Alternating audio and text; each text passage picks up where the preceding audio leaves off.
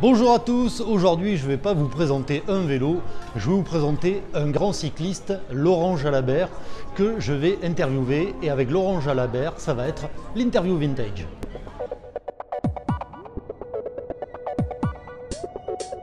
Mon premier vélo de course, c'était un vélo Gitane, équipé en Shimano 600, manivelle Stronglight et pédalier Stronglight.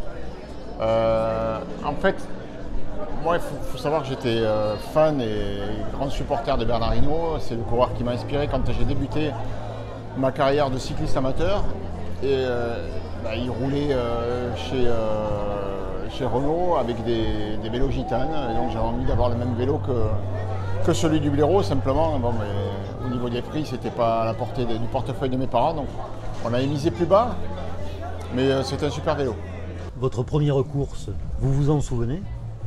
Ma première course, c'était à Albi, ça devait être en 82, j'étais minime, et j'avais pris la 3e place, c'était un critérium.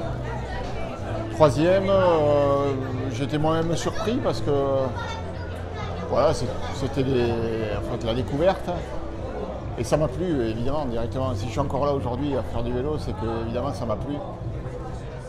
Mais je ne pensais pas que jusque-là j'avais fait l'école de cyclisme avec les jeux d'adresse, etc. Et puis ce premier vélo, il a été un outil vraiment pour essayer de chercher un peu des performances. Je n'étais pas très axé dans le succès à tout prix, mais cette 3e place, ça m'a fait prendre conscience que j'avais peut-être moyen de faire de bons résultats, quoi. Et votre première victoire? Et ma première victoire, elle est intervenue l'année suivante, en première année cadet à Mazamet, le Grand Prix du Terminus. Alors, le Terminus, c'était un bistrot que tenait la sœur de mon père. C'était l'endroit où tous les mardis soirs, on se retrouvait avec tous les licenciés du club de l'Union Vélocipédique Mazamétaine, où on faisait les engagements pour les courses du dimanche qui arrivaient. Voilà, c'était notre QG en fait, le QG du club. Et c'était la course autour d'un petit critérium aussi avec un circuit de 2 km 500. Ce jour-là, c'était un peu mon championnat du monde parce que Mazamet, les copains, la famille, tout le monde était là. Il devait y avoir 30 personnes sur le bord de la route, mais quand même tout le monde était là. Et j'avais gagné ma première course, donc c'était quand même un événement. Bien sûr que je m'en souviens. Vous avez fait quoi de la prime de course? J'ai aucune idée de ce qu'on pouvait gagner à cette époque-là. C'était pas grand-chose, hein, quelques francs. 30 francs, 40 francs peut-être.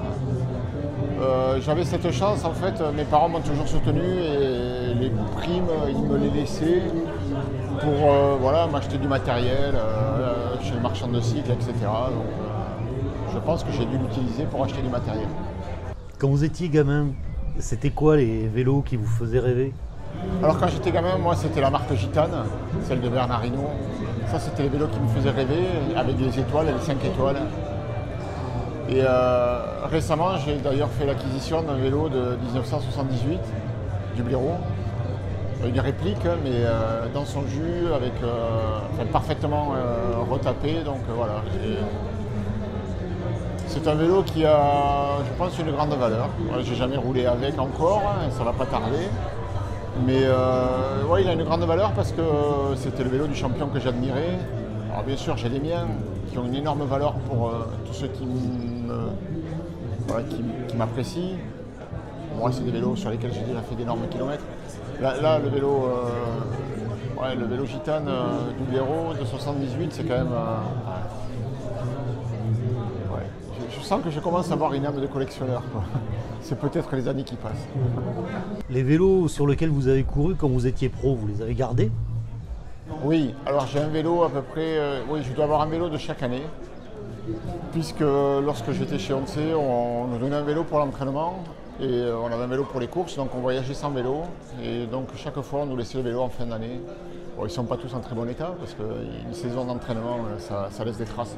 Mais j'ai gardé ces vélos, ouais, je dois avoir à la maison une trentaine de vélos au moins, quoi. Principalement des loups. Et parmi ces vélos, c'est lequel votre préféré? Il y en a un que j'aime beaucoup, évidemment. C'est le vélo avec lequel j'ai gagné le Tour d'Espagne en 1995. Il est dans son jus et je l'ai tel quel dans ma salle des trophées. Voilà, c'est un vélo qui a beaucoup de valeur pour moi. Le Tour d'Espagne, c'est un bon souvenir, mais c'est quoi votre pire souvenir de course? Bon, le pire souvenir de course, c'est la chute d'Armentières en 1994.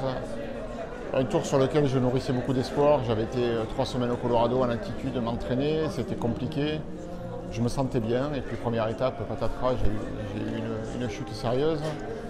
J'ai été contraint d'abandonner et je me suis même posé la question de savoir si j'allais continuer à faire du vélo ensuite. Donc ouais, ça a été le pire souvenir.